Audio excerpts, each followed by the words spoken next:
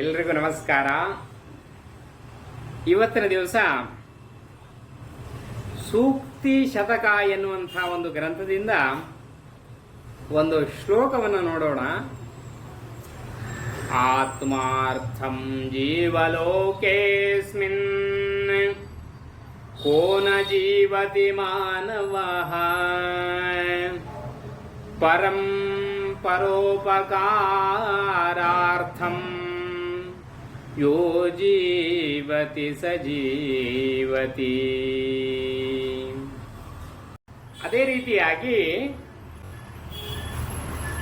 ಪರೋಪಕಾರ ಮಾಡಿದವನು ನಿಜವಾಗಿಯೂ ಸಹಿತ ಅವನು ಬದುಕುತ್ತಾನೆ. ಅಂದರೆ ಅವನು ತೀರಿ ಹೋದ ಮೇಲೂ ಸಹಿತ ಅವನು ನಮ್ಮ ಸಮಾಜದಲ್ಲಿ ಇರ್ತಾನೆ ಅಂತ ಇದರ ಅರ್ಥ.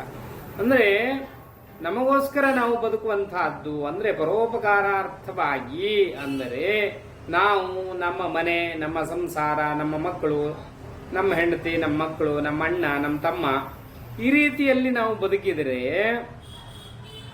ನಮ್ಮ ಅಳಿವಿನ ನಂತರ ನಾವು ತೀರು ಹೋದ ಮೇಲೆ ನಾವು ಅಷ್ಟಕ್ಕೆ ಮಾತ್ರ ಸೀಮಿತವಾಗಿ ಉಳಿತೇವೆ ನಾವು. ಅದೇ ಪರೋಪಕಾರಾರ್ಥಂ ಅಂದರೆ ನಮ್ಮ ಉಪಕಾರಕ್ಕೋಸ್ಕರ ಅಲ್ಲದೆ ನಾವು ಬದುಕಿದರೆ, ಬೇರೆಯವರ ಉಪಕಾರಕ್ಕೋಸ್ಕರ ನಾವೇನಾದರೂ ಸಹಾಯವನ್ನು ಮಾಡಿದರೆ, ಬೇರೆಯವರಿಗೋಸ್ಕರ ನಾವೇನಾದರೂ ಸಹಾಯವನ್ನು ಅಥವಾ ನಮ್ಮ ಕೈಯಲ್ಲಾಗಿರುವಂತಹ ಒಂದು ಧನ ಸಹಾಯವೋ ಅಥವಾ ಯಾವುದೋ ಒಂದು ರೀತಿಯಲ್ಲಿ ಉಪಕಾರವನ್ನು ಮಾಡಿದರೆ ನಾವು ತೀರಿ ಹೋದ ಮೇಲೂ ನಾವು ಬದುಕುಳಿತೇವೆ ಅಂತ ಹೇಳ್ತಾರೆ ಇದರಲ್ಲಿ.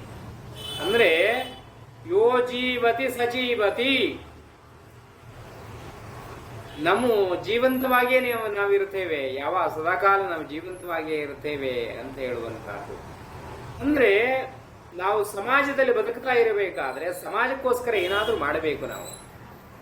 ನಮ್ಮ ಮನೆ, ನಮ್ಮ ಮಕ್ಕಳು, ನಮ್ಮ ಹೆಂಡತಿ ಅಷ್ಟಕ್ಕೆ ಅಲ್ಲದೆ ಸಮಾಜಕ್ಕೋಸ್ಕರ ಏನಾದರೂ ಮಾಡಿದವಾಗ ಚಿರಕಾಲ ನಾವು ಉಳಿತೇವೆ ಸಮಾಜದಲ್ಲಿ.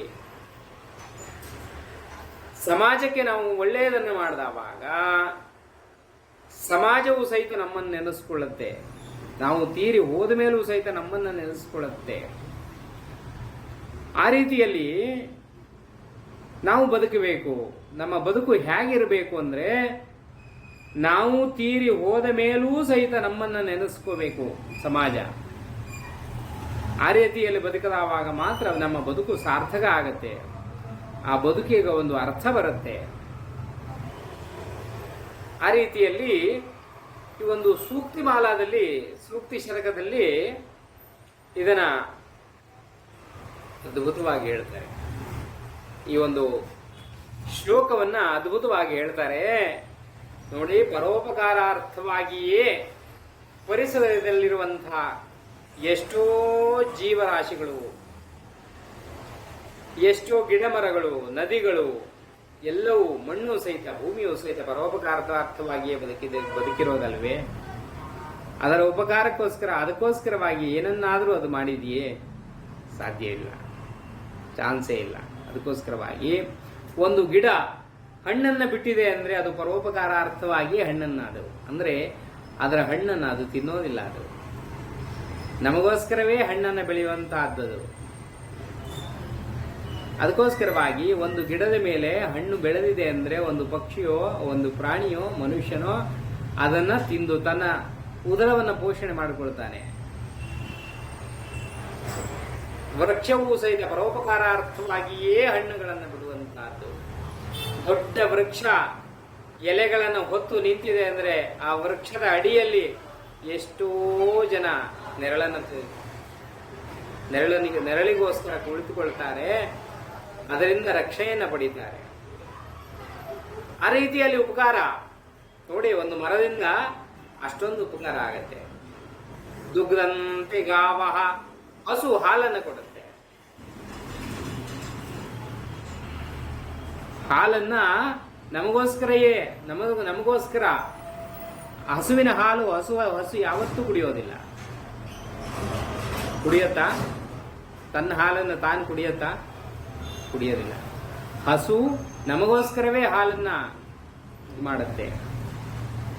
ಆ ರೀತಿಯಲ್ಲಿ ನದಿ ಹರಿಯತ್ತೆ. ಯಾಕೋಸ್ಕರ? ನಮಗೋಸ್ಕರವೇ. ಆ ಹರಿಯೋದ್ರಿಂದ ನದಿಗೇನೂ ಲಾಭವಿಲ್ಲ. ಎಲ್ಲರ ಹಸಿವನ್ನು ನೀಗಿಸುತ್ತೆ, ಕೃಷಿಯನ್ನು ಹಾರಿಸುತ್ತೆ ನದಿ. ಎಷ್ಟೋ ಭೂಮಿಗಳಿಗೆ ನೀರನ್ನು ಹಾಯಿಸಿ ಬೆಳೆಯನ್ನು ಬೆಳೆಯುತ್ತೆ. ನೀರಿಲ್ಲ ಅಂದ್ರೆ, ಆ ನದಿ ಹರಿದಿಲ್ಲ ಅಂದ್ರೆ ಯಾವ ಬೆಳೆಯೂ ಬೆಳೆಯಲಿಕ್ಕಾಗೋದಿಲ್ಲ. ಅದಕ್ಕೋಸ್ಕರವಾಗಿ ಅದರಿಂದ ನದಿಗೆ ಯಾವುದೇ ರೀತಿಯ ಲಾಭ ಇಲ್ಲ. ಆದರೂ ಸಹಿತ ನದಿ ಹರಿಯತ್ತೆ. ಅದಕ್ಕೋಸ್ಕರವಾಗಿ ಆಕಾಶದಿಂದ ಮಳೆ ಸುರಿಯುತ್ತೆ. ಆಕಾಶಕ್ಕೆ ಏನಾದರೂ ಲಾಭ ಇದೆಯೇನು? ಇಲ್ಲ. ನಮಗೋಸ್ಕರವೇ ಭೂಮಿಯಲ್ಲಿರುವ ಪ್ರಾಣಿಗಳಿಗೆ, ಪಕ್ಷಿಗಳಿಗೆ, ಗಿಡಗಂಟಿಗಳಿಗೆ, ಮನುಷ್ಯನಿಗೆ ಎಲ್ಲ ಒಳ್ಳೇದಾಗ್ಲಿ ಅಂತ ಮಳೆಯನ್ನು ಸುರಿಸ್ತಾನೆ ಮೋಡವಾಗಿ. ಅದನ್ನ ಯಾವತ್ತೂ ಸಹಿತ ಮರೆಯೋದಿಲ್ಲ. ಸೂರ್ಯ ಪ್ರಕಾಶವನ್ನ, ಬೆಳಕನ್ನ, ಶಾಖವನ್ನು ಕೊಡ್ತಾನೆ. ಸೂರ್ಯನಿಗೆ ಅದರಿಂದ ಯಾವ ಲಾಭವೂ ಇಲ್ಲ. ನಮಗೋಸ್ಕರವೇ ಶಾಖವನ್ನು ಕೊಡೋದು. ಭೂಮಿಯಲ್ಲಿರುವಂತಹ ಚರಾಚರ ವಸ್ತುಗಳಿಗೆ, ಜೀವಿಗಳಿಗೆ ಬದುಕನ್ನು ಕೊಟ್ಟಿರುವಂತಹವನು ಸೂರ್ಯ. ಇಲ್ಲ ಅಂದ್ರೆ ಯಾರೂ ಸಹಿತ ಬದುಕಲಿಕ್ಕೆ ಆಗ್ತಾ ಇಲ್ವಲ್ಲ. ಅದಕ್ಕೋಸ್ಕರವಾಗಿ ಅಂತ ಸೂರ್ಯನಿಗೆ ಯಾವುದೇ ರೀತಿಯ ಲಾಭ ಇಲ್ಲ ಅದರಿಂದ. ಅದಕ್ಕೋಸ್ಕರವಾಗಿ ಅಂಥ ಒಂದು ಬದುಕನ್ನು ನಾವು ಬದುಕಬೇಕು. ಪರೋಪಕಾರಾರ್ಥವಾಗಿ, ಬೇರೆಯವರಿಗೆ ಉಪಕಾರಕ್ಕೋಸ್ಕರವಾಗಿ ನಮ್ಮ ಬದುಕು ಇದ್ದರೆ ನಾವು ಜೀವಂತವಾಗಿರುತ್ತೇವೆ. ಅಂದ್ರೆ ನಾವು ತೀರಿಕೊಂಡ ಮೇಲೂ ಸಹಿತ ನಾವು ಜೀವಂತವಾಗಿ ಉಳಿಬೇಕು ಅಂದ್ರೆ ಸಮಾಜಕ್ಕೆ ನಾವು ಏನಾದರೂ ಮಾಡಬೇಕು, ಏನಾದರೂ ಸಲ್ಲಿಸಬೇಕು ಸಮಾಜಕ್ಕೆ. ಆವಾಗ ಮಾತ್ರ ನಾವು ಉಳಿಲಿಕ್ಕೆ ಸಾಧ್ಯ ಇದೆ. ನಾವು ಬದುಕು ಉಳಿಲಿಕ್ಕೆ ಸಾಧ್ಯ ಇದೆ. ಬದುಕು ಉಳಿಯೋದು ಅಂದ್ರೆ, ಚಿರಕಾಲ ಉಳಿಯೋದು ಅಂದ್ರೆ, ನಮ್ಮ ಶರೀರ ಹೋಗಬಹುದು, ಮಣ್ಣಾಗಿ ಹೋಗಬಹುದು. ಆದರೂ ಸಹಿತ ನಮ್ಮ ಹೆಸರು, ಕೀರ್ತಿ ಎನ್ನುವಂತಹದ್ದು ಯಾವತ್ತೂ ಸಹಿತ ಮಣ್ಣಾಗೋದಿಲ್ಲ. ಅದು ಯಾವತ್ತೂ ಸಹಿತ ಹಾಳಾಗೋದಿಲ್ಲ. ಪರೋಪಕಾರಾರ್ಥವಾಗಿ ನಾವು ಬದುಕಿದ್ರೆ ಮಾತ್ರ ಅದು ಚಿರಕಾಲವಾಗಿ ಉಳಿಯುತ್ತೆ. ಅದನ್ನೇ ಕವಿ ಇಲ್ಲಿ ಹೇಳ್ತಾನೆ. ಆ ರೀತಿ ಬದುಕನ್ನು ಬದುಕಿದ್ರೆ ಮಾತ್ರ ನಾವು ಜೀವಂತವಾಗಿ ಉಳಿಲಿಕ್ಕೆ ಸಾಧ್ಯ ಇದೆ. ಇಲ್ಲ ಅಂದ್ರೆ ಸಾಧ್ಯ ಇಲ್ಲ ಅಂತ ಹೇಳ್ತಾ ಇದ್ದಾನೆ. ನಮಗೋಸ್ಕರ, ನಮ್ಮ ಹೆಂಡತಿ ಮಕ್ಕಳಿಗೋಸ್ಕರ ನಾವು ಬದುಕೋದು ತರವಲ್ಲ, ಅದು ಒಳ್ಳೆಯದಲ್ಲ. ಅದರಿಂದ ನಾವು ಬದುಕಲಿಕ್ಕೆ ಸಾಧ್ಯ ಇಲ್ಲ ಅಂತ ಹೇಳ್ತಾನೆ ಅನ್ನೋದಾಗಿ ಹೇಳಿ ಇವತ್ತಿನ ದಿವಸ ಈ ಶ್ಲೋಕವನ್ನು ನಾವು ತಿಳ್ಕೊಂಡ್ವಿ. ನಮಸ್ಕಾರ.